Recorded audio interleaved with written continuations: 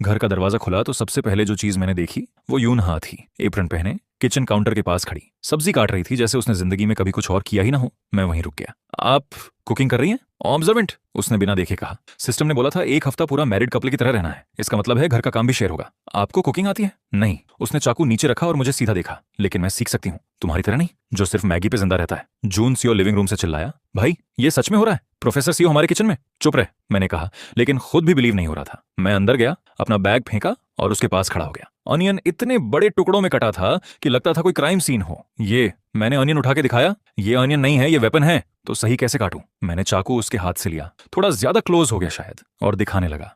उसकी उंगलियां मेरी उंगलियों के पास थीं और 1 सेकंड के लिए दोनों चुप हो गए। ऐसे, मैंने कहा और एक क्लीन कट किया। उसने कुछ नहीं कहा, बस देखती रही। फिर बोली, ठीक है अब तुम ही काटो। आधे घंटे बाद हम दोनों ने मिलकर कुछ बनाया जो टेक्निकली करी थी, लेकिन टेस्ट में कुछ और ही चीज थी। जून सीओ ने एक स्पून लिया, खाया और उसका फेस इतना फनी था कि मैं हंसते हंसते गिर गया। ये, उसने कहा, ये खाने लायक नहीं है, लेकिन मैं तारीफ करूंगा क्योंकि आप दोनों ने कोशिश की। चुप रह, यूनहा ने कहा, लेकिन उसके लिप्स थोड़ा मुड़ गए, स्माइल जैसा कुछ। पहली बार मैंने उसे ऐसा देखा। रात को हम दोनों किचन क्लीन कर रहे थे जब मेरी नजर उसके हाथ पर पड़ी। एक छोटा सा बर्न मार्क था, शायद गैस से। ये कब हुआ? कुछ नहीं, उसने हाथ छीन लिया। दिखाओ, डू यून गैस्ड, दिखाओ ना। उसने आकर हाथ दे दिया। मैंने फर्स्ट एड बॉक्स निकाला। जून सीओ के रूम में हमेशा एक पड़ा रहता है क्योंकि वो खुद काफी एक्सीडेंट प्रोन है, और ऑइंटमेंट लगाने लगा। तुम्हें पता है, उसने कहा, आवाज थोड़ी सॉफ्ट थी। मैं नॉर्मली किसी को इतना क्लोज नहीं आने देती, तो ये एक्सेप्शन है। सिस्टम ने मजबूर किया। सिस्टम ने सिर्फ मैरिज प्रपोज करवाई थी, ये सब। मैंने उसके हाथ की तरफ इशारा किया। ये आपकी अपनी चॉइस है। वो चुप हो गई। मैंने भी कुछ नहीं बोला, बस बैंडेज लगाता रहा। अगले दिन सुबह उठा तो यूनहा पहले ही रेडी थी, लैपटॉप पर कुछ देख रही थी। फेस पर टेंशन साफ नजर आ रही थी। क्या हुआ? कुछ नहीं। आपका कुछ नहीं हमेशा बहुत कुछ होता है। उसने मुझे देखा, फिर लैपटॉप बंद कर दिया। केस फाइल्स, कुछ नंबर्स मैच नहीं हो रहे। मुझे पता था ये मेरे फैमिली केस से रिलेटेड था, लेकिन मैं डायरेक्टली पूछ नहीं सकता था, इसलिए मैंने कहा, कॉफी बनाऊं? उसने सरप्राइज से देखा। तुम्हें कॉफी बनानी आती है? नहीं, लेकिन मैं ट्राई कर सकता हूं। वो हंस पड़ी, रियल लाफ, पहली बार। चलो देखते हैं कितना डिजास्टर बनाते हो। कॉफी डिजास्टर ही निकली, लेकिन उसने फिर भी पी और कहा, इतनी बुरी नहीं है, झूठ मत बोलो। ठीक है बुरी है, लेकिन मैं अप्रिशिएट करती हूँ। हम दोनों बालकनी में बैठे, सुबह की ठंडी हवा में, कुछ देर चुप रहे। दोयन, उसने आखिर कहा, ये सब। वो रुक गई जैसे वर्ड्स ढूंढ रही हो। क्या? ये नेचुरल लगने लगा है, घर आना, खाना बनाना, तुमसे बात करना। मुझे डर लगता है। मेरा दिल 1 सेकंड के लिए रुक गया। डर क्यों?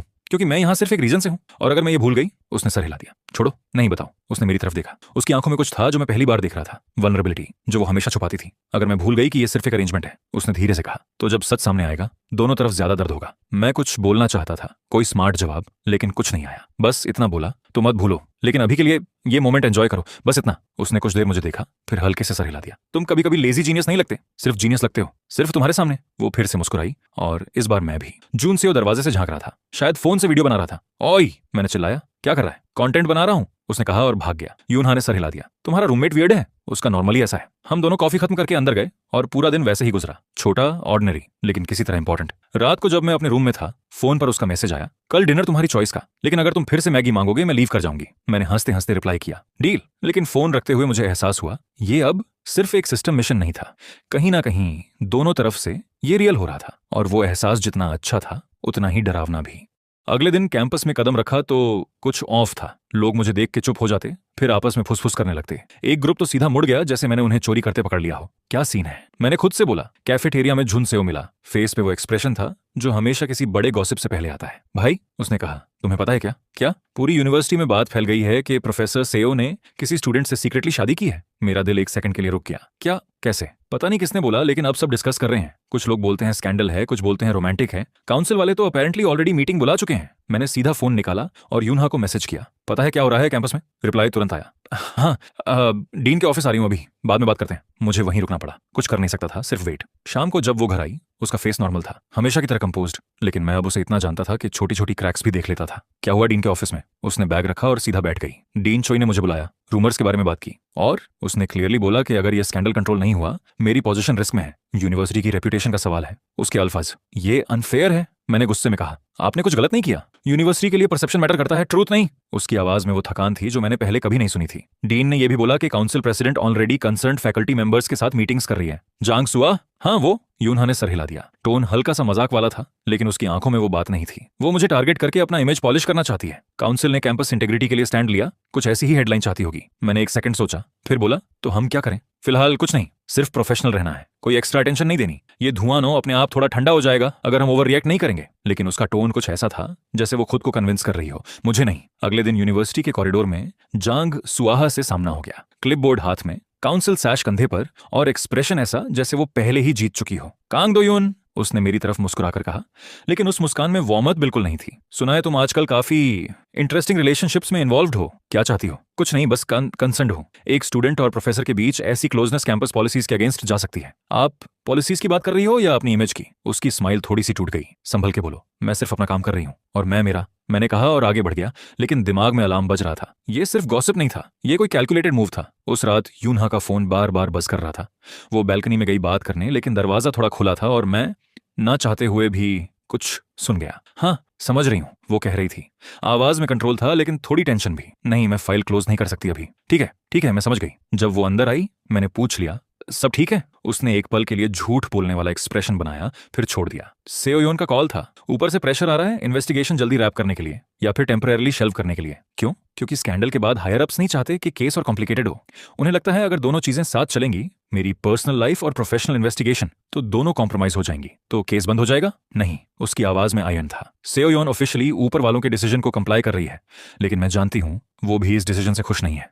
वो मुझे पूरा सपोर्ट करती है, लेकिन उसके हाथ भी बंधे हुए हैं। मैं चुप हो गया और उसकी तरफ देखता रहा। ये सब मेरी फैमिली की वजह से हो रहा है? नहीं, उसने सीधा मेरी आंखों में देखा। ये उन लोगों की वजह से हो रहा है जो कंट्रोल खोना नहीं चाहते। तुम्हारी फैमिली सिर्फ एक पीस है इस बड़े बोर्ड पर। उसकी बात में कॉन्फिडेंस था, लेकिन उसके हाथ हल्के से कांप रहे थे जब उसने कप उठाया। यूनहा, मैंने धीरे से कहा, अगर आपको ये सब छोड़ना पड़े, केस, मुझे, सब कुछ, तो क्या करेंगी? वो काफी देर चुप रही, फिर बहुत आहिस्ता से बोली, मैं अभी तक ये सोचने से डर रही हूँ। उसकी ऑनेस्टी ने मुझे अंदर तक हिला दिया। ये पहली बार था जब उसने खुले तौर पर अपना डर एडमिट किया था। बाहर कैंपस अभी भी विस्पर्स से भरा था, रूमर्स अभी भी फैल रहे थे, और कहीं दूर किसी बोर्ड रूम में लोग डिसीजंस ले रहे थे जो हमारी जिंदगी तय कर रहे थे, बिना हमसे पूछे। लेकिन उस छोटे से रूम में सिर्फ हम दोनों थे, और मैंने डिसाइड कर लिया, चाहे जितनी भी पॉलिटिकल गेम्स चले, मैं उसका साथ नहीं छोड़ूंगा।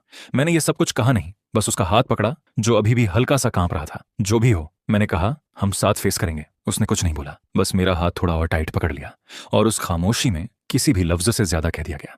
सुबह मैं क्लास के लिए निकल रहा था जब मैंने देखा हायून कॉरिडोर में खड़ी थी। उसकी स्माइल हमेशा की तरह स्वीट थी, लेकिन आज कुछ ऑफ लग रहा था। दो यू ना, उसने हाथ हिलाया, तुमसे बाद में मिलती हूँ, अभी मुझे प्रोफेसर सीओ से कुछ काम है। क्या काम? पर्सनल। उसकी स्माइल और चौड़ी हो गई। तुम जाओ, क्लास लेट हो जाएगी। मुझे शक हुआ, लेकिन मैं क्लास के लिए निकल गया। गलती थी, लेकिन उस वक्त मुझे पता नहीं था। बाद में पता चला क्या हुआ, क्योंकि यूनहा ने खुद बताया, और उसकी आवाज में वो चीज थी जो मैंने पहले कभी नहीं सुनी थी, एक हल्का सा डर जिसे वो छुपाने की कोशिश कर रही थी। हाँ, उन ऑफिस में आ गई थी, दरवाजा बंद करके। प्रोफेसर सीओ, उसने कहा।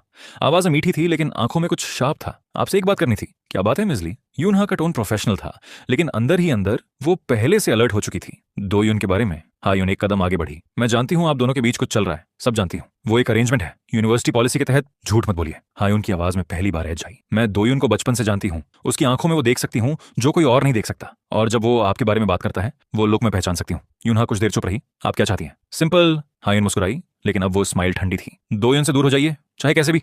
प्रोफेशनल एक्सक्यूज, ट्रांसफर, कुछ भी, वरना मैं ढूंढ निकालूंगी आप असल में कौन है। यूनहा का दिल एक सेकंड के लिए रुक गया, लेकिन उसके चेहरे पर कुछ नहीं दिखा।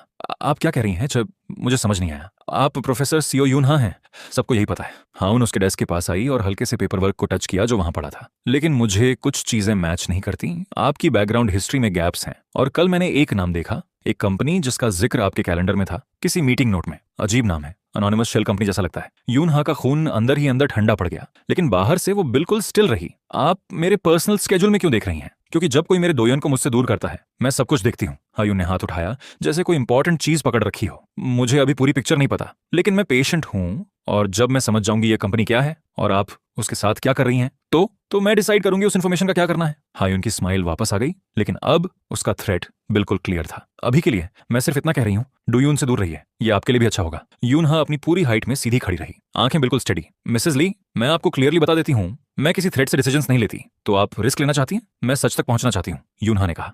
आवाज में वही कोल्ड प्रिसिजन थी। और अगर आपको लगता है कुछ छुपा हुआ है, तो आपको फैक्ट्स चाहिए, असम्पशंस नहीं। हायून की मुस्कान हल्की सी कांप गई। पहली बार उसका कॉन्फिडेंस थोड़ा शेकन हुआ, लेकिन उसने जल्दी खुद को संभाल लिया। मैं असम्पशंस पे नहीं चल रही, मैं सिर्फ पेशेंट हूँ। जब वक्त आएगा सब सामने आ जाएगा। वो दरवाजे की तरफ मुड़ी, फिर रुक गई। और प्रोफेसर सीओ, अगर आपने डोयून को चोट पहुंचाई किसी भी तरह से, मैं आपको बर्बाद कर दूंगी, ये मेरा प्रॉमिस है। वो चली गई, अपनी स्वीट स्माइल वापस पहनकर, जैसे अभी कुछ हुआ ही ना हो। यूनहा काफी देर तक ऑफिस में अकेली खड़ी रही, अपनी सांस को कंट्रोल करती हुई। उसके हाथ, जो आजकल भी कभी कभी कांप जाते थे, अब पहले से कहीं ज्यादा शेक कर रहे थे। उसने अपना फोन निकाला, कुछ देर तक स्क्रीन को देखती रही, फिर बिना किसी को कॉल किए वापस रख दिया। वो कंपनी का नाम, वो उस केस का हिस्सा था जिसे वो खुद इन्वेस्टिगेट कर रही थी। एक ऐसा नाम जो उन्हें सच की ओर भी गहराई में ले जा सकता था अगर सही हाथों में पहुंच जाए।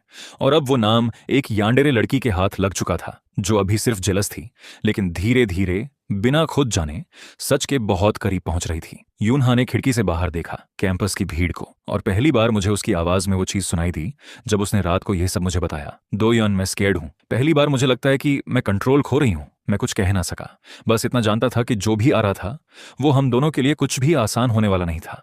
रात को सब सो गए थे। जून सीओ अपने रूम में गेम खेलते खेलते ही सो गया था। हेडसेट अभी भी उसके कानों पर लगा हुआ था और मैं अकेला अपने डेस्क पर बैठा था। लैपटॉप खुला था, लेकिन स्क्रीन पर कुछ ऐसा था जो कोई और देख ही नहीं सकता था, सिर्फ मैं। System feature unlock, document analysis scan, fund CTIN, detect anomalies in financial records, time remaining unlimited. मैंने पापा के ऑफिस से लाई हुई फाइल्स निकाली, कॉपीज ऑब्वियसली, ओरिजिनल्स तो मैं उठा नहीं सकता था, और उन्हें एक एक करके स्कैन करना शुरू किया।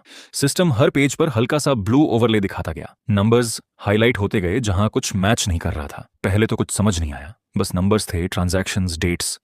ऑनेस्टली बोरिंग अगर आप फाइनेंस नर्ड नहीं हो, लेकिन फिर एक पैटर्न दिखना शुरू हुआ। एक ट्रांजैक्शन जो मार्च में हुई थी, उसका टाइम स्टैम्प एग्जैक्टली 12 बजे था, बिल्कुल राउंड।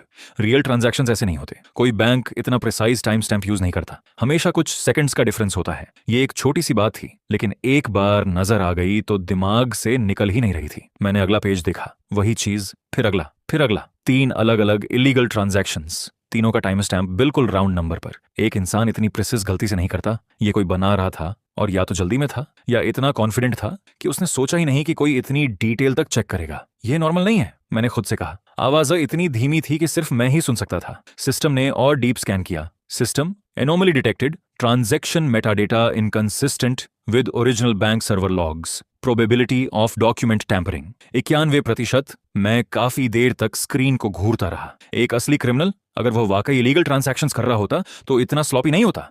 ये फाइल्स किसी ने बाद में बनाई थी, बैकडेट की गई थी ताकि लगे जैसे पापा ने ये सब किया हो। तो ये सब, मेरा दिमाग तेजी से चल रहा था। ये सिर्फ एक्यूजेशन नहीं है, ये एक सेटअप है। मैंने और गहराई में स्कैन किया, एक और चीज मिली, एक सिग्नेचर जो पापा का था, लेकिन जब मैंने उसे उनके पुराने डॉक्यूमेंट्स के सिग्नेचर्स से कंपेयर किया तो छोटे छोटे डिफरेंसेस सामने आए। प्रेशर अलग था, एंगल थोड़ा अलग था, सिग्नेचर फॉर्ज किया गया था। मेरी सांस थोड़ी तेज हो गई। ये अब सिर्फ शक नहीं था, ये प्रूफ बन रहा था, लेकिन ऐसा प्रूफ जो मैं अभी किसी को दिखा ही नहीं सकता था। कैसे एक्सप्लेन करता कि मुझे यह सब कैसे पता चला? सिस्टम के बिना यह कोई बिलीव नहीं करेगा। मैं बुदबुदाया। मैं काफी देर तक उलझन में बैठा रहा। अगर मैं यूनहा को बताऊं, वह पूछेगी मुझे यह सब कैसे पता चला। अगर मैं पापा को बताऊं, वह सवाल करेंगे। अगर मैं लॉयर शिंते जुन को बताऊं, उसे लीगल प्रूफ चाहिए होगा जो मैं अपना सीक्रेट एक्सपोज किए बिना दे ही नहीं सकता। तो मैं क्या करूं? बस चुप बैठा रहूं, यह जानते हुए कि मेरी फैमिली इनोसेंट है, लेकिन मैं उनकी इनोसेंस प्रूव नहीं कर सकता। मैंने स्क्रीन बंद की, लैपटॉप क्लोज किया और अंधेरे में वहीं बैठा रहा। कुछ महीने पहले मैं सिर्फ एक लेजी स्टूडेंट था जिसे कल की कोई फिक्र नहीं थी। अब मैं अपने पिताजी की जिंदगी बचाने की कोशिश कर रहा था। एक इन्वेस्टिगेशन प्रोफेसर से मैरिड था जो खुद सीक्रेटली मेरी फैमिली का केस बिल्ड कर रही थी। एक यानरे चाइल्डहुड फ्रेंड थी जो धीरे धीरे डेंजरस चीजों तक पहुंच रही थी। और अब ये प्रूफ कि मेरा पूरा खानदान किसी ने जानबूझकर फ्रेम किया था। सबसे डरा देने वाली बात यह नहीं थी कि मेरी फैमिली इनोसेंट थी। सबसे डरा देने वाली बात यह थी कि जिसने भी यह प्लान बनाया था वह इतना केयरफुल, इतना पावरफुल था कि वह फाइल्स इतनी आसानी से फैब्रिकेट कर सका जैसे कोई फॉर्म फिल कर रहा हो। ये कोई छोटा क्रिमिनल नहीं था, ये कोई ऐसा था जिसके पास system, banks and government logs तक एक्सेस था। मैंने खिड़की से बाहर देखा, रात की खामोशी को, और पहली बार मुझे रियलाइज हुआ ये सिर्फ एक फैमिली स्कैंडल नहीं था, ये किसी बहुत बड़े जाल का एक हिस्सा था। और मैं अभी तक नहीं जानता था कि ये जाल कितना गहरा है या इस पर कंट्रोल किसका है। मैंने फोन उठाया, स्क्रीन पर यूनहा का नाम था। मैसेज लिखना शुरू किया, फिर डिलीट कर दिया। कैसे बताऊं कि सिस्टम ने मुझे यह सब दिखाया? मैंने फोन वापस रख दिया, अंधेरे में अकेला बैठा रहा, सोचता हुआ कि अब क्या करना है। और पहली बार मुझे डर लगा कि जवाब शायद मुझे पसंद ना आए। उस दिन पहले जो मैंने फाइल्स में देखा था, उसके बाद से मैं ठीक से सो ही नहीं पा रहा था। हर बार आंखें बंद करता, वो राउंड टाइम स्टैम्प्स दिमाग में घूमने लगते। रात को सिस्टम फिर से ग्लो हुआ जब मैं अपने डेस्क पर बैठा था। कुछ भी करने का मन नहीं था। System, new data stream available, source C corporate network, Kangmin holdings, access granted via previous scan linkage. पहले मुझे कुछ समझ नहीं आया, फिर रियलाइज हुआ जब मैंने उन फाइल्स को स्कैन किया था, सिस्टम ने कहीं ना कहीं एक ट्रेल फॉलो कर ली थी, एक डिजिटल थ्रेड जो उन फैब्रिकेटेड डॉक्यूमेंट से सीधा कांगमिन की कंपनी तक जा रहा था और अब मुझे एक्सेस मिल रहा था। स्क्रीन पर कुछ ऐसा था जैसे किसी रिकॉर्डेड मीटिंग का लॉग हो, टेक्स्ट फॉर्मेट में, बिल्कुल ट्रांसक्रिप्ट की तरह। मैंने कभी सोचा भी नहीं था कि सिस्टम इतनी गहराई तक जा सकता है, लेकिन वो सब मेरे सामने था। स्क्रीन पर एक बोर्ड रूम कन्वर्सेशन थी जो शायद एक हफ्ता पहले हुई थी।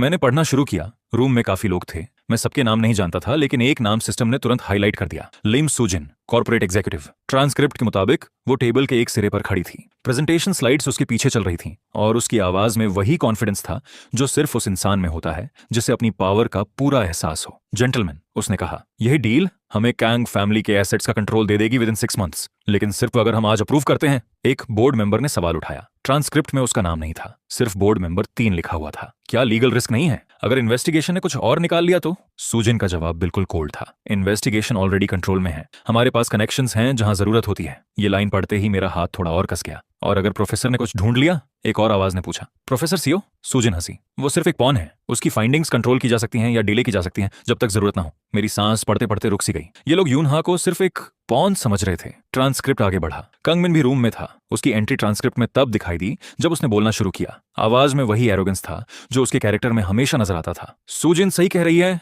उसने कहा। कांग फैमिली का केस ऑलरेडी सेट हो चुका है, डॉक्यूमेंट सॉलिड हैं, कोई भी ऑडिट उन्हें एक्सपोज नहीं कर सकता। और अगर बेटा कुछ निकाल ले? बोर्ड मेंबर 3 ने दोबारा पूछा। कांगमिन हंस पड़ा। वो लड़का, लेजी स्टूडेंट जो सिर्फ अपने रूममेट के साथ गेम खेलता है, उससे फिक्र करने की जरूरत नहीं। मुझे पढ़ते हुए एक अजीब सा गुस्सा आया। ये लोग मुझे इतना अंडर एस्टिमेट कर रहे थे कि उन्हें अंदाजा भी नहीं था कि मैं इसी वक्त उनकी अपनी कॉन्वर्सेशन पढ़ रहा था, उस डिजिटल ट्रेल के जरिए जिसके बारे में शायद उन्हें खुद भी पता नहीं था। तो डील फाइनलाइज? सुजिन ने पूछा। फाइनलाइज, कांगमिन ने जवाब दिया। सुजिन, तुम्हारा कमीशन यूजुअल रेट पर रहेगा, बस इंश्योर करो कि हाँ फैमिली की तरफ से कोई ऑडिट रिक्वेस्ट ना आए। ऑलरेडी हैंडल्ड, सुजिन ने कहा। आवाज में वो कॉन्फिडेंस था जो सिर्फ तब आता है जब इंसान को पता हो कि वो सेफ है। मेरी टीम ऑलरेडी उनके इंटरनल ऑडिटर्स को कन्विंस कर चुकी है कि हमारी तरफ कोई डिस्क्रिपेंसी नहीं है। गुड। कांगमिन ने अपनी केन को टेबल पर हल्का सा टैप किया। ट्रांसक्रिप्ट में उस साउंड को भी नोट किया गया था जैसे कोई पंक्चुएशन हो। तुम एफिशिएंट हो सुजिन, इसीलिए मैं तुम पर ट्रस्ट करता हूँ। ट्रस्ट एक दो तरफा चीज है, सुजिन ने हल्की सी मुस्कान के साथ कहा। ट्रांसक्रिप्ट ने उस स्माइल को भी ऑब्जर्व किया था। मैं बस इंश्योर कर रही हूँ कि जब यह सब खत्म हो, मेरी पोजीशन भी सिक्योर हो, तुम्हारी लॉयल्टी रिवॉर्ड की जाएगी। मेरी लॉयल्टी? सुजिन ने धीरे से कहा। किसी की भी तरफ जा सकती है जो मुझे बेहतर डील दे, अभी के लिए वो तुम हो। कांगमिन ने कुछ नहीं कहा। ट्रांसक्रिप्ट में सिर्फ एक लंबा पॉज नोट किया गया था, जैसे उसने थ्रेड समझ तो लिया हो, लेकिन फिलहाल इग्नोर करना ही बेहतर समझा हो। मैंने स्क्रीन बंद कर दी। काफी देर तक चुप बैठा रहा। अब मुझे 2 चीजें पता चल चुकी थीं जो पहले नहीं पता थीं। एक, लिम सुजिन सिर्फ एक एम्बिशियस एग्जीक्यूटिव नहीं थी, वो डायरेक्टली कांगमिन की इलीगल स्कीम में इन्वॉल्व थी और वो ऑडिटर्स को मैनिपुलेट कर रही थी ताकि कोई ऑडिट हमारी फैमिली को कभी क्लियर ना कर सके। 2, ये लोग मुझे कमजोर समझते थे और शायद यही मेरी सबसे बड़ी स्ट्रेंथ थी। लेकिन एक और बात थी जो मुझे अंदर ही अंदर डिस्टर्ब कर रही थी। कांगमिन ने कहा था, प्रोफेसर सीओ सिर्फ में एक पॉन है, जैसे वो पहले से जानता हो कि यूनहा इन्वेस्टिगेशन कर रही है, जैसे वो पहले ही कंट्रोल कर रहा हो कि वो कितनी दूर तक पहुंच सकती है। अगर कांगमिन इतना कॉन्फिडेंट था तो इसका मतलब था कि उसके पास अपना इंफॉर्मेशन सोर्स था, कोई जो उसे बताता था कि इन्वेस्टिगेशन कहां तक पहुंची है, कोई जो यूनहा के बहुत करीब था। मेरा दिमाग तुरंत सबके चेहरे याद करने लगा। एससीओ योन, नारी, डीन चॉय, सुआ, कोई भी हो सकता था। मैंने फोन उठाया। इस बार बिना हिचकिचाए यूनहा को मैसेज किया। कल मिलना जरूरी है, कुछ बहुत इंपॉर्टेंट मिला है। रिप्लाई तुरंत आया। क्या हुआ? मैंने लिखा, कल बताता हूं, अभी बस इतना जानो, हम जितना सोचते हैं ये उससे कहीं ज्यादा कनेक्टेड है। फोन रखते हुए मुझे एहसास हुआ अब सिर्फ अपनी फैमिली का केस बचाना मकसद नहीं था, अब मुझे यह भी ढूंढना था कि अंदर से इंफॉर्मेशन लीक कौन कर रहा था और वो इंसान हमारे कितना करीब था। यह सोचकर ही मेरा दिल थोड़ा तेज धड़कने लगा। अगली सुबह मैंने यूनहा को सब कुछ बताया, ट्रांसक्रिप्ट, टाइम स्टैम्प्स, सुजिन का इन्वॉल्वमेंट, बस इतना कहकर कि मुझे इंट्यूशन और कुछ रिसर्च से पता चला। उसकी आंखें पूरी बात सुनते हुए बड़ी होती गईं, लेकिन उसने कुछ नहीं पूछा कि मुझे कैसे पता चला। शायद वो भी जानती थी कि मुझसे पूछना ज्यादा फायदे का नहीं होगा, या फिर शायद वो भी अपनी कुछ चीजें छुपा रही थी। ये सीरियस है, उसने आखिर कहा। मुझे एसईओ योन को ये दिखाना होगा, मैं साथ चल सकता हूँ? उसने 1 सेकंड सोचा, फिर सर हिला दिया। हाँ, तुम्हें भी सुनना चाहिए जो वो कहती है। एसईओ योन का ऑफिस छोटा था लेकिन perfectly organised. Files neatly stacked थीं। एक बोर्ड पर पिन्स और रेड थ्रेड्स लगे हुए थे जो किसी क्राइम ड्रामा के इन्वेस्टिगेशन रूम जैसा लग रहा था। उसने हमें देखा और अपना टैबलेट नीचे रख दिया। दोयन भी आया है। उसकी भौं हल्की सी उठ गई। इंटरेस्टिंग, उसने कुछ इंपॉर्टेंट ढूंढ लिया है, यूनहा ने कहा और अपना लैपटॉप खोल दिया। फैमिली के डॉक्यूमेंट्स में डिस्क्रिप्सीज और एक ट्रांसक्रिप्ट जो सुजिन को डायरेक्टली इन्वॉल्व करता है। सीओ योन का एक्सप्रेशन तुरंत सीरियस हो गया। उसने अपनी चेयर आगे खींच ली और स्क्रीन की तरफ झुक गई। दिखाओ। मैंने वो सब समराइज किया जो मैंने ढूंढा था, केयरफुली वर्ड्स चूज करते हुए ताकि यह रिवील ना हो कि असल में मुझे कैसे पता चला। एसईओ योन सुनती रही और नोट्स लेती गई। बीच बीच में वो सवाल पूछती, शार्प, डायरेक्ट, बिल्कुल वैसे जैसे वो पहले से सोच रही हो कि गैप्स कहाँ हो सकते हैं। जब मैं खत्म हुआ वो काफी देर तक चुप रही, बस अपनी टैबलेट पर कुछ स्क्रॉल करती रही। यह मैच करता है कुछ चीजों से जो मैंने भी नोटिस किया था, उसने आखिर कहा। याद है मैंने तुमसे कहा था यूनहा कि एविडेंस बहुत ऑर्गेनाइज लग रहा था। हाँ, रियल फाइनेंशियल क्राइम्स मैसी होते हैं। एसईओ यॉन ने एक फाइल खोली और कुछ पेजेस निकाले। लोग गलतियां करते हैं, कवर अप इनकम्प्लीट होता है, कुछ ट्रेसेस हमेशा रह जाते हैं। उसने पेजेस टेबल पर रखे, लेकिन ये केस वो रुकी। हर चीज परफेक्टली लाइंड अप है, हर ट्रांजैक्शन का एक्सप्लेनेशन है, हर डॉक्यूमेंट का बैकअप है। उसने मेरी तरफ देखा। यह इतना क्लीन है कि यह सस्पिशियस लगता है। यूनहा ने सर हिलाया, जैसे वो पहले से इसी कंक्लूजन पर पहुंच चुकी थी, जैसे किसी ने स्क्रिप्ट लिखी हो। एग्जैक्टली। एसईओ यॉन ने अपनी पेन टेबल पर रखी, और अब दोयून के ट्रांसक्रिप्ट से पता चला कि सू जिन इन्वॉल्व्ड है कॉर्पोरेट साइड से। उसकी आवाज सीरियस हो गई। इसका मतलब यह सिर्फ कंगमिन का अकेला प्लान नहीं है, ये कोऑर्डिनेटेड है। किसी ने पूरा स्ट्रक्चर डिजाइन किया है जहां कंगमिन फ्रंट पर है, लेकिन एक्चुअल कंट्रोल कहीं और से आ रहा है। तीसरा प्लेयर, यूनहा ने धीरे से कहा, जैसे सिर्फ वो लफ्ज बोलना भी उसके लिए अनकंफर्टेबल था। हो सकता है, एसईओ यॉन ने सर हिलाया, या फिर कोई जो कंगमिन के ऊपर है, कोई जो इतना केयरफुल है कि अपना नाम कहीं भी नहीं आने देता। रूम में कुछ देर के लिए खामोशी छा गई। मैं सिर्फ सुनता रहा, दिमाग में सब कुछ प्रोसेस करता हुआ। फिर एसईओ यॉन का फोन बज गया। उसने स्क्रीन देखी। उसका एक्सप्रेशन एक सेकंड के लिए बदला, कुछ ऐसा जो उसने तुरंत छुपाने की कोशिश की। क्या हुआ? यूनहा ने पूछा। कुछ नहीं, सीईओ यॉन ने कहा और फोन साइड में रख दिया। लेकिन मैं देख सकता था कि उसका चेहरा पूरी तरह नॉर्मल नहीं था। वो अपनी चेयर से उठी, खिड़की के पास गई और कुछ सेकंड्स तक बाहर देखती रही। फिर वापस आई, अपना टैबलेट उठाया और बिना कुछ बोले केस फाइल दोबारा खोल दी। वही फाइल जो उसने हमारे आने से पहले बंद कर दी थी। उसने काम शुरू कर दिया जैसे कुछ हुआ ही नहीं। यूनहा ने उसे देखा, फिर मुझे, जैसे वो भी तुरंत समझ नहीं पाई। लेकिन फिर उसकी आंखों में कुछ बदला, समझ या शायद रियलाइजेशन। बाद में जब हम ऑफिस से निकले, यूनहा ने मुझे बताया। वो मैसेज, उसने धीरे से कहा, ऊपर से ऑर्डर था केस को टेम्परेरी शेल्फ करने का, फर्दर रिव्यू तक। और उसने कुछ नहीं कहा? नहीं। यूनहा की आवाज में कुछ था जो मैंने पहले नहीं सुना था। रिस्पेक्ट शायद, या कुछ उससे भी ज्यादा। उसने बस फाइल वापस खोली और काम करती रही, बिना बताए, बिना कंप्लेंट किए। उसने अपना चॉइस खुद बना लिया। ये रिस्की नहीं है उसके लिए? बहुत रिस्की। यूनहा कॉरिडोर में रुक गई और मेरी तरफ देखा। लेकिन सीईओ यॉन ऐसी ही है, वो ऑर्डर फॉलो करती है जब तक वो सही हो। जब नहीं होते तो वो चुप रहती है और अपना काम करती रहती है। आपको लगता है वो सही कर रही है? यूनहा ने कुछ देर सोचा, फिर बहुत हल्की सी मुस्कुराई। असली मुस्कान, वो जो बहुत कम दिखती थी। मैं सोचती हूँ वो सिर्फ मेरी कॉलीग नहीं है, वो जेन्युइनली बिलीव करती है कि जो हम कर रहे हैं वो सही है। वो थोड़ी देर रुकी। यह रेयर है। हम खामोशी में चलते रहे, लेकिन मेरा दिमाग अभी भी उस ऑफिस में था, उस मोमेंट में जब एसईओ यॉन ने बिना कुछ कहे अपना डिसीजन ले लिया था। कहीं ना कहीं मैं समझ गया था कि यह केस सिर्फ मेरी फैमिली का नहीं था, ये उन लोगों का भी था जो अपना करियर, अपनी सेफ्टी रिस्क पर डाल रहे थे, सिर्फ इसलिए क्योंकि वो सच के साथ खड़े रहना चाहते थे। और जितना क्लीन ये एविडेंस था, उतनी ही गहरी यह कंस्पिरेसी थी। और जितनी गहरी कंस्पिरेसी होती गई, उतना ही ज्यादा रिस्क हर उस इंसान के लिए बढ़ता गया जो हमारे साथ खड़ा था। यूनिवर्सिटी कैंपस में एक क्वाइट कॉर्नर था, कॉफी कार्ट के पास, जहां मैं कभी कभी क्लासेस के बीच ब्रेक लेता था। आज भी वहीं खड़ा था जब जिया अचानक आ गई, अपने यूजुअल कॉन्फिडेंट वॉक के साथ। लेकिन उसकी बॉडी लैंग्वेज थोड़ी डिफरेंट थी, जैसे वो किसी गहरी सोच के साथ आई हो। कांग डोयुन, उसकी आवाज शार्प थी, हमेशा की तरह। जिया सी, मैंने कॉफी कप उठाया। क्या चाहिए? कुछ नहीं चाहिए। उसने अपने बाल थोड़े पीछे किए और आर्म्स क्रॉस कर लिए। बस एक एडवाइस देनी थी, फ्री में, क्योंकि मैं ऐसी नहीं हूं जो बिना वजह किसी की हेल्प करे। तो ये क्या है? कांग मिन से दूर रहो। उसकी आवाज में अचानक सीरियसनेस आ गई, जो उसके यूजुअल सुडेरे एक्ट से बिल्कुल अलग थी। वो जितना दिखता है उससे कहीं ज्यादा डेंजरस है। मैं थोड़ा सरप्राइज हुआ। आपको कैसे पता कि मुझे कांगमिन के बारे में पता है? बिजनेस सर्कल्स छोटे होते हैं, उसने कहा, थोड़ी झिझक के साथ। लोग बातें करते हैं और मैं अपनी वजह से उसकी एक्टिविटीज फॉलो करती हूँ। आप मुझे वार्निंग क्यों दे रही हैं? आपको तो मुझे कॉर्पोरेट कंपटीशन के लिए रिक्रूट करना था ना? उसका फेस एक सेकंड के लिए सॉफ्ट हुआ, फिर तुरंत वापस गार्ड अप हो गया। वो अलग बात है, ये पर्सनल है। तभी यूजिन कैफेटेरिया से बाहर निकली। उसने हमें देखा और उसका एक्सप्रेशन तुरंत चेंज हो गया। वो सीधा हमारी तरफ आई, अपना बैग कंधे पर एडजस्ट करते हुए। सनबे, उसने जिया से कहा, हल्की सी एज के साथ। आप दोयुन सुनबाई से क्या बात कर रही हैं? तुम्हें क्या मतलब? जिया ने एक आईब्रो उठाई। कुछ नहीं। यूजिन ने मुझे देखा, फिर जिया को। उसकी आंखों में वो जेलसी छुपी नहीं थी जितनी छुपानी चाहिए थी। बस आप दोनों काफी क्लोज लग रहे हो। हम बिजनेस डिस्कस कर रहे थे, जिया ने कोल्ड वॉइस में कहा। बिजनेस? यूजिन का टोन थोड़ा तेज हो गया। सनबे, आपको पता है दोयुन सुनबाई ऑलरेडी प्रोफेसर के साथ। यूजिन, मैंने जल्दी से रोक दिया, ये अलग टॉपिक है। उसका फेस थोड़ा लाल हो गया। एम्बैरेसमेंट से या गुस्से से मुझे समझ नहीं आया। सॉरी, मुझे क्लास के लिए जाना है। वो चली गई, लेकिन पीछे मुड़कर एक बार और देखा, जैसे कुछ कहना चाहती हो लेकिन कह ना पाई। जिया ने उसके जाने के बाद सर हिलाया। वो तुम्हें लाइक करती है क्या? नहीं, वो बस मैच सुन रहे हूँ, ब्लाइंड नहीं। उसने हल्की सी स्मृति दी, जो तुरंत गायब हो गई। एनीवे, जहां तक मेरी वार्निंग की बात है, वो थोड़ी सीरियस हो गई। कांगमिन सिर्फ ग्रीडी बिजनेसमैन नहीं है, वो लोगों को डिस्ट्रॉय करता है जब वो उसके रास्ते में आते हैं, पूरी तरह डिस्ट्रॉय। आपको यह सब इतना क्लियरली कैसे पता है? जिया कुछ पल के लिए चुप हो गई। उसका कॉन्फिडेंट एक्सप्रेशन पहली बार हल्का सा क्रैक हुआ, क्योंकि मैंने देखा है। उसकी आवाज में एक वेट था जो पहले कभी नहीं था। मैं चुप रहा, बस उसका वेट करता रहा। मेरे बाप की कंपनी का एक डिवीजन, उसने धीरे से कहा, एक सिमिलर एक्सीडेंट्स में खत्म हो गया था काफी साल पहले। वो एक पल के लिए रुकी। ऑफिशियली केस अनसॉल्व्ड है, इन्वेस्टिगेशन कुछ नहीं निकाल सकी, सब फाइल्स क्लीन थी, सब एक्सप्लेनेशंस लॉजिकल थे। और अनऑफिशियली उसकी आंखों में कुछ डार्क सा आ गया। अनऑफिशियली मेरे अपने सस्पिशंस हैं। उसने मेरी तरफ देखा, वही पैटर्न जो तुम्हारी फैमिली के केस में दिख रहा है, बहुत ज्यादा परफेक्ट, बहुत ज्यादा कन्वीनियंट। जी हाँ, बस इतना ही। उसने अचानक अपना गार्ड वापस उठा लिया। मैं इससे ज्यादा नहीं बताऊंगी अभी के लिए। क्यों नहीं? उसने मुझे सीधा देखा और उस एक सेकंड के लिए मुझे एक डिफरेंट जिया नजर आई, कोई ऐसी जो बहुत देर से अपना दर्द अकेली कैरी कर रही थी। क्योंकि अगर मैं ज्यादा बताऊंगी तो तुम्हें इन्वॉल्व करना पड़ेगा। उसकी आवाज हल्की हो गई। और मैं नहीं चाहती कि तुम्हारी फैमिली का केस मेरा पर्सनल वेंडेटा बन जाए। ये तुम्हारे लिए ऑलरेडी काफी कॉम्प्लिकेटेड है, लेकिन आप ऑलरेडी इन्वॉल्व लगती हैं। मैं हमेशा थी, उसने धीरे से कहा, बस किसी को पता नहीं था। वो मुड़ी और अपना कॉन्फिडेंट वॉक वापस ले लिया, जैसे उसने अपना मास्क दोबारा पहन लिया हो। बस ध्यान रखना, कांगमिन के अगेंस्ट अकेला मत खड़े होना। वो रुक गई। वो लोग जो उसके अगेंस्ट गए, उनमें से कई लोग अब यहां नहीं है। ये थ्रेट है या वार्निंग? वार्निंग, उसने बिना पीछे देखे कहा। थ्रेट मैं तुम्हें तब दूंगी जब तुम मेरा टाइम वेस्ट करोगे। वो चली गई। उसकी हील्स की क्लिक कैंपस के शोर में गुम हो गई। मैं वहीं खड़ा रहा, कॉफी कप हाथ में, उसकी बातों को दिमाग में रिपीट करता हुआ। मेरे बाप की कंपनी का एक डिवीजन एक सिमिलर एक्सीडेंट में खत्म हो गया था। ये कोइंसिडेंस नहीं हो सकता था। अगर जीए सही थी तो कांगमिन का यह पहली बार नहीं था, ये उसका पैटर्न था। कंपनीज को ब्रेक करना, फैमिलीज को फ्रेम करना और फिर बिल्कुल क्लीन बाहर निकल जाना।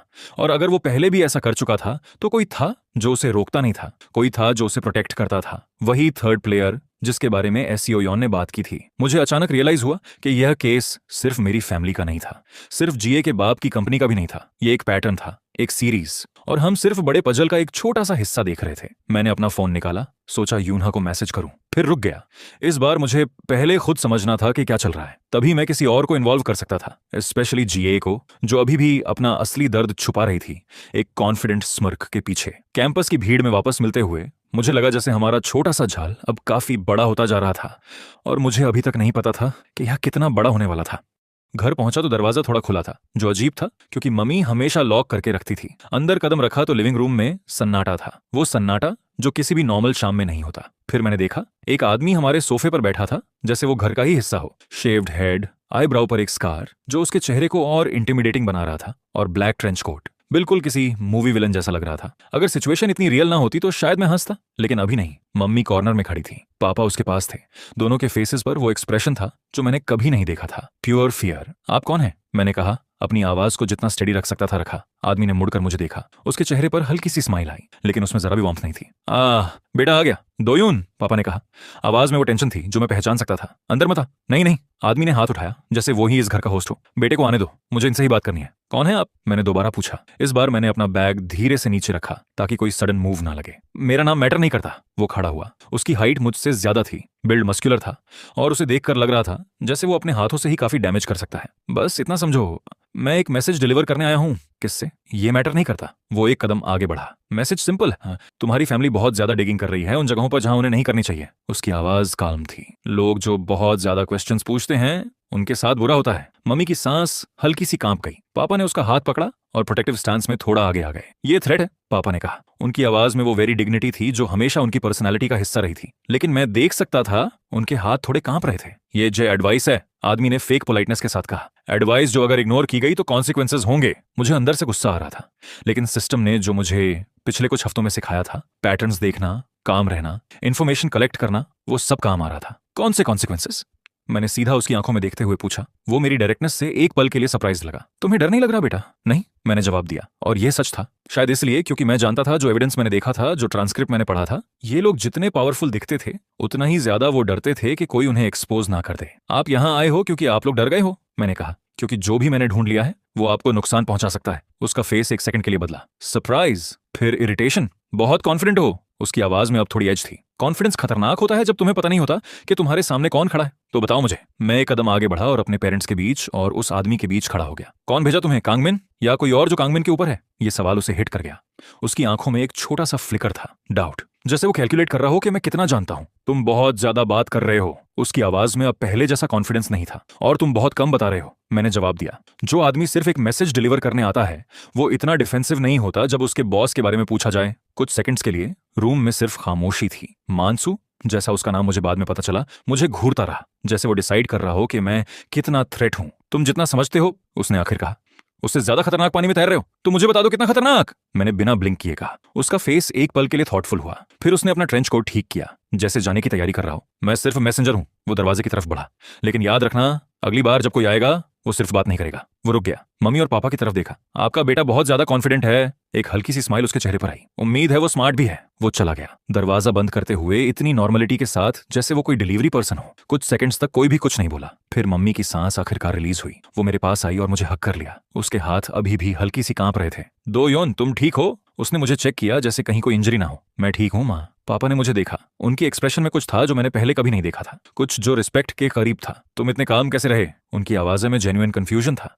मैं झूठ नहीं बोल सकता था, लेकिन सच भी नहीं बता सकता था, इसीलिए मैंने बीच का रास्ता लिया। पता नहीं, मैंने धीरे से कहा। बस मुझे लगा अगर मैं डर गया तो ये लोग जीत जाएंगे। मैंने उनकी तरफ देखा और मैं नहीं चाहता था कि ये लोग जीतें। पापा कुछ देर चुप रहे, मुझे देखते रहे जैसे वो मुझे नए सिरे से पहचान रहे हों। तुम बदल गए हो? शायद। नहीं, उन्होंने सर हिलाया। नहीं शायद, तुम सच में बदल गए हो। उनकी आवाज सॉफ्ट थी। ये दोयोन जो अभी उस आदमी के सामने खड़ा था, ये वो लड़का नहीं है जो हमेशा अपने रूम में सोता रहता था। मम्मी ने मेरा हाथ पकड़ा। मुझे डर लगता है दोयोन, ये लोग सीरियस हैं। मुझे पता है माँ। मैंने दोनों को देखा और पहली बार मुझे महसूस हुआ मैं सिर्फ उनका बेटा नहीं था जिसे प्रोटेक्ट किया जाता है। मैं वो इंसान बन रहा था जो प्रोटेक्ट करता है। लेकिन मैं प्रॉमिस करता हूँ, मैं फिगर आउट कर लूंगा ये सब क्या है। मैंने कहा, आप दोनों को कुछ नहीं होगा। ये प्रॉमिस करना आसान है, पापा ने धीरे से कहा, लेकिन निभाना मुश्किल। मैं जानता हूँ। मैंने उनकी तरफ देखा। लेकिन मैं कोशिश करूंगा, पूरी कोशिश। रात को अपने रूम में अकेला बैठा मैं उस कॉन्वर्सेशन को बार बार रिप्ले करता रहा। मानसू का वो फ्लिकर, जब मैंने कांग मिन के बॉस के बारे में पूछा, वो कंफर्म करता था कि कोई और भी था, कोई जो पर्दे के पीछे था। सिस्टम ग्लो हुआ, जैसे वो भी इस मोमेंट को नोट कर रहा हो। System threat escalation confirmed. Physical system रात को फिर से ग्लो हुआ। मैं बिल्कुल रिलैक्स था, सोच रहा था कि शायद आज कोई मिशन नहीं आएगा, लेकिन ऑब्वियसली मैं गलत था। System new mission, attend charity gala as married couple. Objective maintain perfect public image. Time remaining 24 घंटे। गाला, मैंने जोर से कहा और फोन यूनहा को दिखाया जो अभी किचन में थी। हमें एक गाला में जाना है। उसने स्क्रीन पढ़ी और बस सर हिलाया, जैसे ये कोई बड़ा सरप्राइज नहीं था। यूनिवर्सिटी और बिजनेस सर्कल्स के चैरिटी इवेंट्स अक्सर ओवरलैप करते हैं, उसने कहा। सिस्टम शायद चाहता है कि हम पब्लिक में एक नॉर्मल कपल्स की तरह दिखें। हमें क्या पहनना है? मैं देख लेती हूँ, उसने कहा और उसके चेहरे पर हल्की सी स्माइल आई। शायद इस बार वह सिर्फ मिशन की वजह से नहीं थी, शायद वह थोड़ी एक्साइटेड थी। गाला हॉल बहुत बड़ा था, शैंडलियर्स से रोशनी गिर रही थी, लाइव ऑर्केस्ट्रा बज रहा था और लोग फॉर्मल वेयर में ग्लासेस के साथ इधर उधर घूम रहे थे।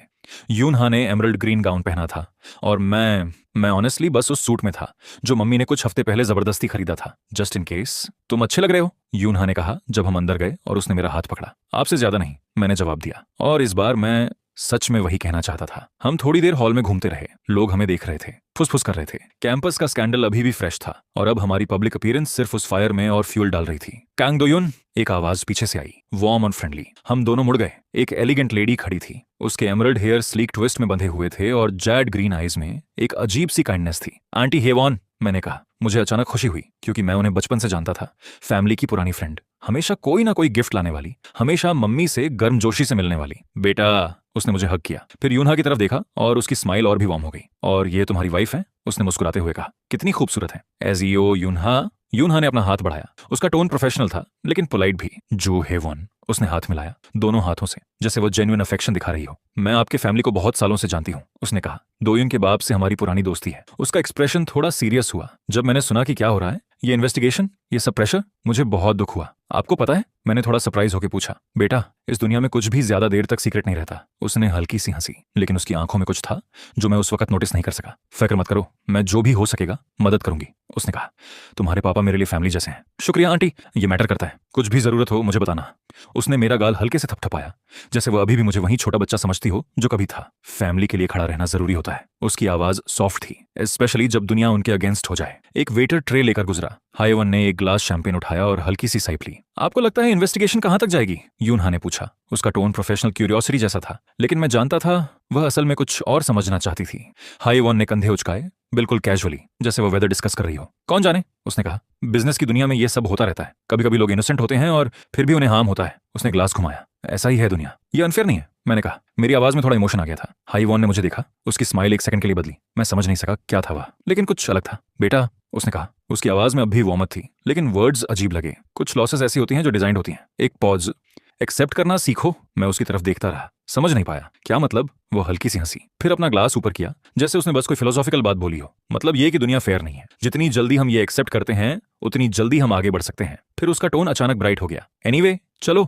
तुम दोनों को कुछ और लोगों से मिलवाती हूँ, बहुत से इंपॉर्टेंट लोग हैं आज यहाँ। वह हमें क्राउड में ले गई, इंट्रोडक्शंस करवाती रही, सबको बताती रही कि हम कितने अच्छे कपल हैं, कितनी प्यारी फैमिली है हमारी। सब कुछ नॉर्मल था, सब कुछ फ्रेंडली था। गाला अभी खत्म नहीं हुआ था जब मैं वॉशरूम ढूंढने निकला। हॉल के कॉरिडोर्स में थोड़ा भटक गया।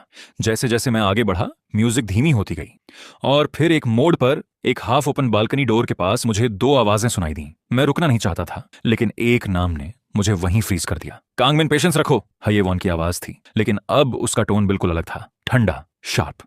कोई वार्मथ नहीं थी जो मुझे कुछ देर पहले उसकी आवाज में मिली थी। मैं तुरंत दीवार के पीछे छुप गया। दिल इतनी जोर से धड़क रहा था जैसे वो आवाज बाहर तक आ जाएगी। कितनी देर और? कांगमिन का जवाब आया। उसकी आवाज में हल्की सी इरिटेशन थी। बोर्ड प्रेशर कर रहा है, इन्वेस्टिगेशन अभी तक पूरी तरह दबती नहीं, टाइमलाइन चेंज नहीं होगा, हायेवॉन ने कहा, इतनी काल्मली जैसे वो कोई मीटिंग स्केड्यूल डिस्कस कर रही हो। सब कुछ अपने रास्ते पर होगा, जल्दी करोगे तो मिस्टेक्स होंगी और मिस्टेक्स ट्रेसेस छोड़ देती हैं। और अगर प्रोफेसर ने कुछ ढूंढ लिया, कुछ ढूंढने के लिए बचा ही नहीं है। हायेवॉन की आवाज में वो कॉन्फिडेंस था जो मैंने पहले कभी उसकी तरफ से नहीं सुना था। मैंने इंश्योर किया है, एक छोटा पॉज, डील अपनी जगह है, टाइमलाइन अपनी जगह है, बस तुम्हें अपना हिस्सा परफॉर्म करना है। और अगर लड़का लड़का सिर्फ एक लड़का है। उसकी आवाज में हल्की सी इरिटेशन आ गई, जैसे कांगमिन बार बार वही सवाल पूछ रहा हो। वो कुछ नहीं कर सकता, चिंता करना छोड़ो और अपना काम करो। कुछ सेकंड्स तक खामोशी रही, फिर कदमों की आवाज आई जैसे कोई मुड़ रहा हो। मैं तुरंत पीछे हटा और दीवार के और करीब चिपक गया। मेरा दिल इतनी जोर से धड़क रहा था कि मुझे लगा वो लोग भी सुन लेंगे। डील, कांगमिन ने कहा। उसकी आवाज में वो अथॉरिटी वापस आ गई थी जो उसकी पर्सनैलिटी का हिस्सा थी। लेकिन अगर टाइमलाइन स्लिप हुई तो मैं तुम्हें ब्लेम करूंगा।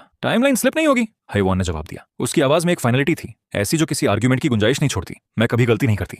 फुटस्टेप्स धीरे धीरे दूर जाने लगे। मैंने तुरंत अपना फोन निकाला और ऐसे एक्ट किया जैसे मैं मैसेज कर रहा हूँ। फेस नीचे, एक्सप्रेशन नॉर्मल। कांगमिन कॉरिडोर से गुजरा, उसने मुझे नोटिस नहीं किया। कुछ सेकंड्स बाद हायेवॉन भी बाहर आई, लेकिन इस बार उसकी नजर मुझ पर पड़ गई। एक पल के लिए उसका फेस बिल्कुल कोल्ड था, वही एक्सप्रेशन जो मैंने उसकी बातों में सुना था। कोई वार्मथ नहीं, सिर्फ कैलकुलेशन। फिर जैसे कोई स्विच फ्लिप हुआ हो, उसका एक्सप्रेशन बदल गया।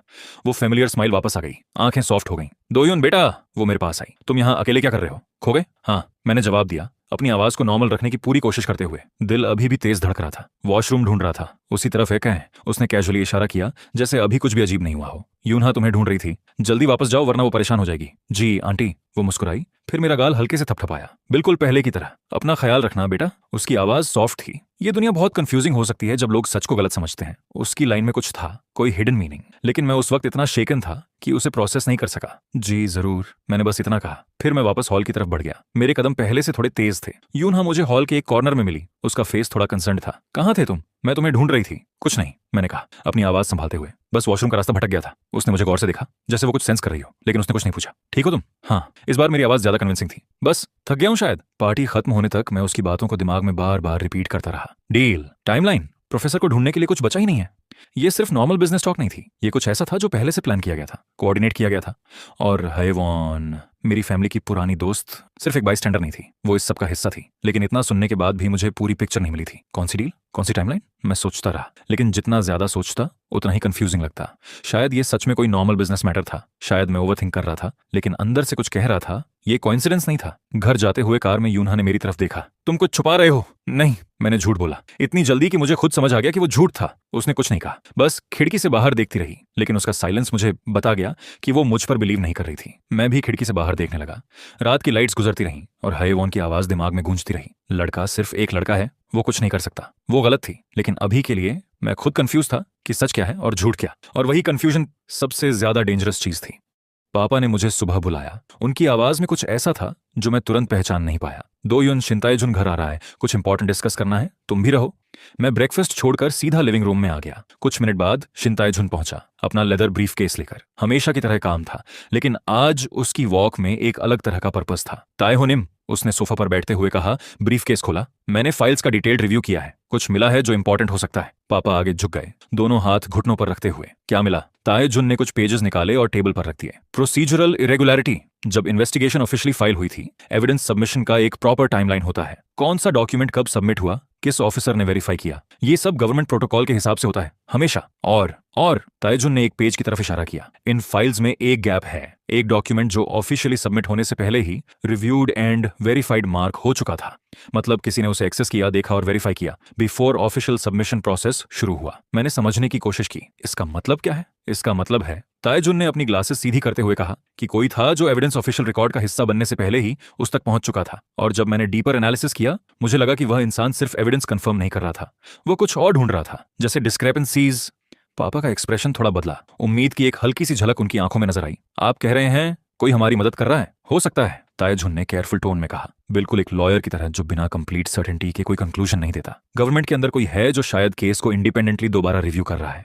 एनोनिमस इनसाइडर कह सकते हैं। उनका नाम रिकॉर्ड्स में नहीं है, लेकिन उनका एक्सेस पैटर्न सजेस्ट करता है कि वह सीनियर इन्वेस्टिगेटर लेवल का कोई इंसान हो सकता है। मेरा दिल जोर से धड़का। मैं जानता था वह यूनहा थी। उसने खुद मुझे बताया था कि वह कैसे फाइल्स एक्सेस कर रही थी और कैसे वह उनमें हिडन डिस्क्रेपेंसीज ढूंढ रही थी बिना किसी को बताए। यह कौन हो सकता है? पापा ने पूछा, आवाज में जेन्युइन क्यूरियोसिटी थी। पता नहीं, तायजुन ने सर हिलाया। गवर्नमेंट इन्वेस्टिगेटर्स अपनी आइडेंटिटी प्रोटेक्ट करते हैं जब वह सेंसिटिव केसेस पे काम कर रहे होते हैं, स्पेशली जब ऊपर से प्रेशर हो।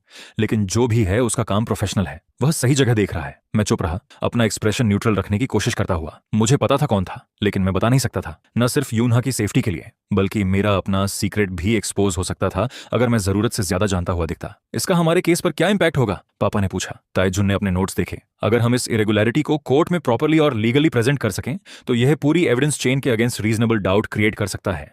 यह डायरेक्टली प्रूव नहीं करता कि आप इनोसेंट हैं, लेकिन यह जरूर प्रूव करता है कि एविडेंस उतना स्ट्रांग नहीं है जितना दिखाया जा रहा है। और अगर ये इनसाइडर हमारी मदद कर रहा है, पापा ने कहा। आवाज में पहली बार महीनों बाद थोड़ी उम्मीद थी, तो शायद वह और भी कुछ निकाल सके। हो सकता है, तायजुन ने कहा, फिर एक सीरियस वार्निंग के साथ बोला, लेकिन हमें केयरफुल रहना होगा। अगर ये इनसाइडर एक्सपोज हो गया या इसका एक्सेस कट हो गया, तो हम अपना सबसे बड़ा एडवांटेज खो देंगे। अभी के लिए हमें पेशेंटली वेट करना होगा और जो लीगल स्टेप्स हम ले सकते हैं वह करते रहना होगा। पापा ने धीरे से सर हिलाया, जैसे वह हर बात को प्रोसेस कर रहे हों। फिर उन्होंने मुझे देखा।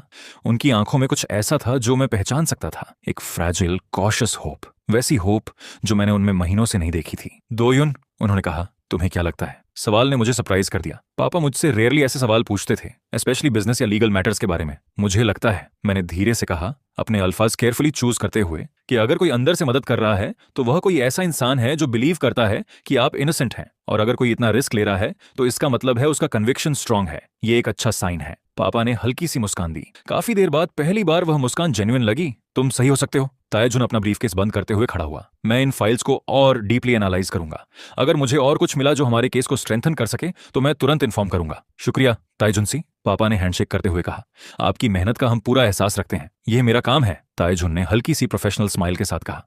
और ऑनेस्टली, ऐसे केसेस में जब एविडेंस इतना परफेक्टली अरेंज्ड होता है तो मुझे खुद शक होता है। रियल क्राइम्स मैसी होते हैं। ये केस कुछ ज्यादा ही क्लीन है। उसकी बात सुनते ही मुझे सेओ योन की वही बात याद आ गई जो उसने यूनहा के ऑफिस में कही थी। दो अलग लोग, दो अलग पर्सपेक्टिव से वही कंक्लूजन तक पहुंच रहे थे। तायजुन के जाने के बाद पापा कुछ देर चुप बैठे रहे। फिर उन्होंने मुझे देखा। दोयुन, उन्होंने कहा, मुझे नहीं पता पूरी तरह से क्या चल रहा है, लेकिन मुझे लगता है तुम इसमें जितना दिखाते हो उससे ज्यादा इन्वॉल्व्ड हो। मेरा दिल एक सेकंड के लिए रुक गया। पापा, मैं पूछ नहीं रहा। उन्होंने हाथ उठाकर मुझे रोक दिया। मैं सिर्फ इतना कह रहा हूं, जो भी तुम कर रहे हो, जो भी रिसोर्सेज तुम्हारे पास हैं, उनका इस्तेमाल करो, लेकिन अपना ख्याल रखना। मैं तुम्हें खोना अफोर्ड नहीं कर सकता, स्पेशली अब जब लगता है कि हमारे पास एक चांस है। मैंने सिर्फ सर हिला दिया। गले में कुछ अटक गया था जो मैं कह नहीं सका। वह खड़े हुए और मेरा कंधा हल्का सा दबाया। पहली बार महीनों में। उन्होंने कहा, मुझे लगता है शायद हम ये फाइट जीत सकते हैं। उनकी आवाज में वो फ्रैजाइल होप थी जो मैं तोड़ नहीं सकता था। चाहे मुझे पता था कि रास्ता अभी भी लंबा था, चाहे मुझे पता था कि डेंजर्स अभी खत्म नहीं हुए थे। हम जीतेंगे पापा, मैंने कहा,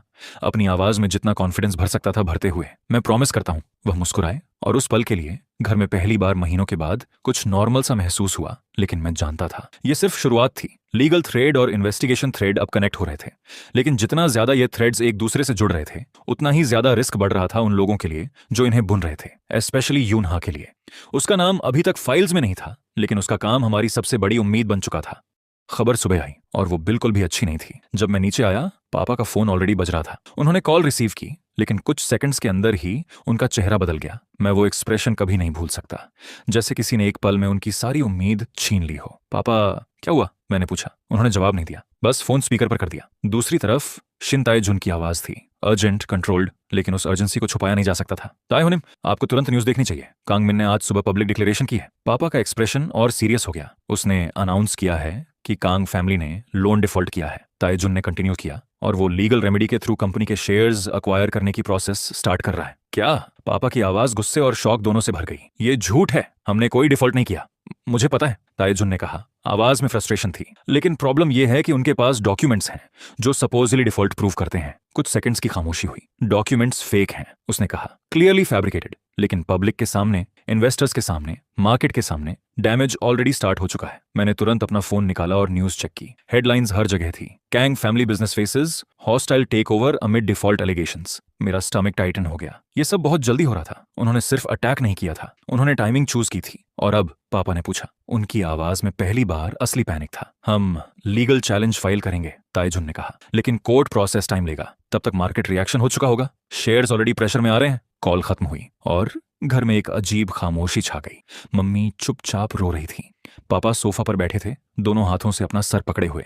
कुछ महीने पहले तक वो एक पावरफुल बिजनेसमैन थे। आज वो सिर्फ एक बाप थे जो अपने घर को बचाने की कोशिश कर रहा था। मैं बिना कुछ कहे अपने रूम में चला गया। मैंने तुरंत यूनहा को कॉल किया। कॉल कनेक्ट होते ही उसने पहले ही कहा, मैंने देखा। उसकी आवाज में टेंशन था। ये कांग मिन का अब तक का सबसे एग्रेसिव मूव है। मुझे बताओ, मैंने पूछा, आप क्या कर सकती हो? कुछ सेकंड्स तक सिर्फ साइलेंस था। फिर उसने धीरे से कहा, दो युन, मुझे तुमसे कुछ बात करनी है। उसकी आवाज सीरियस थी, लेकिन फोन पर नहीं। एक पॉज। मुझे तुमसे मिलना होगा आज शाम। मुझे भी यही चाहिए। शाम को यूनहा हमारे अपार्टमेंट आई, लेकिन आज उसकी बॉडी लैंग्वेज पहले जैसी नहीं थी। नॉर्मली वो काम होती थी, कंट्रोल्ड, हर सिचुएशन को एनालाइज करने वाली। लेकिन आज उसके अंदर कोई डिसीजन ऑलरेडी लिया जा चुका था। क्या हुआ? मैंने पूछा। वो कुछ सेकंड्स चुप रही, फिर सीधा मेरी आंखों में देखकर बोली, मैं डिसाइड कर चुकी हूँ। उसकी आवाज में कोई हेजिटेशन नहीं थी। मैं अपना करियर रिस्क करके भी तुम्हारी फैमिली की इनोसेंस प्रूव करूंगी, चाहे ऑफिशियली ये मेरा केस हो या नहीं। मैं सरप्राइज रह गया। आप अपना करियर रिस्क क्यों करेंगी? मैंने पूछा। उसने नजर नीचे कर ली, फिर धीरे से बोली, क्योंकि अब ये सिर्फ एक केस नहीं रहा। उसकी आवाज पहली बार इतनी पर्सनल लगी। जब मैंने इन्वेस्टिगेशन शुरू की थी, तुम्हारी फैमिली सिर्फ एक नाम थी फाइल्स में। वो रुकी। एक कंपनी, एक इंसिडेंट, एक और केस। फिर उसने मेरी तरफ देखा, लेकिन अब उसकी आवाज हल्की सी सॉफ्ट हो गई। अब मैं तुम्हारे पापा की आंखों में वो फियर देखती हूँ, मैं तुम्हारी मम्मी की वो टेंशन देखती हूँ, और फिर तुम। मेरी सांस एक सेकंड के लिए रुक गई। तुम हर दिन इतनी हिम्मत से सब फेस कर रहे हो जो तुम्हारी एज से बहुत ज्यादा है। यूना, मुझे पता है ये अनप्रोफेशनल है। एक इन्वेस्टिगेटर को अपने केस से इमोशनली अटैच नहीं होना चाहिए। वो रुक गई, लेकिन मैं हो गई हूं। कुछ सेकंड्स तक वो कुछ नहीं बोली, जैसे वो एक ऐसी बात कहने से रोक रही थी जिसे कहना डेंजरस था। मैं तुमसे। वो अचानक चुप हो गई। आप मुझसे क्या? मैंने धीरे से पूछा।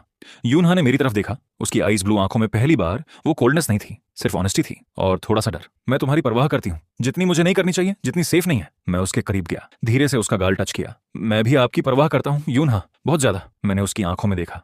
उसने आंखें बंद कर ली, जैसे कुछ सेकंड्स के लिए उसे वो स्ट्रेंथ मिल गई हो जो वो इतने टाइम से खुद के अंदर दबा कर रखी हुई थी। फिर उसने आंखें खोली। ये डेंजरस है, मुझे पता है, हम दोनों के लिए। मुझे फिर भी फर्क नहीं पड़ता। कुछ सेकंड्स तक हम दोनों चुप रहे। फिर वो धीरे से बोली, मैं फिर भी ये चाहती हूँ। मैं आगे झुका। उसका फॉरहेड मेरे फॉरहेड से टच हुआ। दो लोग, एक इम्पॉसिबल सिचुएशन और एक डिसीजन जो दोनों जानते थे कि उनकी जिंदगी बदल सकता है। जो भी होगा, मैंने धीरे से कहा, हम साथ फेस करेंगे। उसने हल्की सी स्माइल की। हाँ, हम साथ। तभी उसका फोन बज गया। मोमेंट टूट गया। उसने स्क्रीन देखी। उसका एक्सप्रेशन तुरंत बदल गया। सेओयोन है। उसने कॉल रिसीव की। हाँ, मैं दूसरी तरफ की आवाज नहीं सुन सकता था, लेकिन यूनहा का फेस धीरे धीरे सीरियस होता गया। कब से? साइलेंस। ठीक है, एक और कॉल। समझ गई, शुक्रिया सेओयोन। कॉल कट हुआ। वो कुछ सेकंड्स तक बस फोन को देखती रही। क्या हुआ? मैंने पूछा। उसने मेरी तरफ देखा और उसकी आवाज बिल्कुल फ्लैट थी। ऑफिशियल ऑर्डर्स आ गए हैं। मेरा दिल हैवी हो गया। केस को 30 दिन में क्लोज करना है। मैं चुप रहा। या तो हम कंक्रीट एविडेंस के साथ प्रूव करें कि तुम्हारी फैमिली इनोसेंट है। वो रुकी। या फिर केस परमानेंटली शेल्व हो जाएगा और कांगमिन का टेकओवर लीगली वैलिड बन जाएगा। मैंने धीरे से रिपीट किया। 30 दिन? 30 दिन। उसकी आंखों में अब डिटर्मिनेशन था, लेकिन इस बार उसके साथ अर्जेंसी भी थी। दोयुन, अब हमें सब कुछ यूज करना होगा। हर एविडेंस, हर लीड, हर कनेक्शन। हम ये लूज नहीं कर सकते। मैंने उसकी तरफ देखा। मेरे दिमाग में सब कुछ एक साथ फ्लैश होने लगा। सिस्टम के ट्रांसक्रिप्ट्स, जिया की वार्निंग, सेओयोन का साइलेंट रिबेलियन, हिएवोन की वो कन्वर्सेशन, सब एक ही डायरेक्शन में पॉइंट कर रहा था। मुझे पता है, मैंने कहा। फिर धीरे से बोला, हम कर सकते हैं। यूनहा ने मेरा हाथ पकड़ लिया। हमें करना होगा। बाहर शहर की लाइट्स वैसे ही चमक रही थी। दुनिया नॉर्मल चल रही थी, लेकिन हमारे लिए सब कुछ बदल चुका था। 30 दिन, सिर्फ 30 दिन। फैमिली का फ्यूचर, कंपनी का एग्जिस्टेंस और उन सब लोगों की सेफ्टी जो सच के लिए खड़े थे। सब कुछ एक काउंटडाउन बन चुका था और जैसे ही वो काउंटडाउन शुरू हुआ, मुझे पता था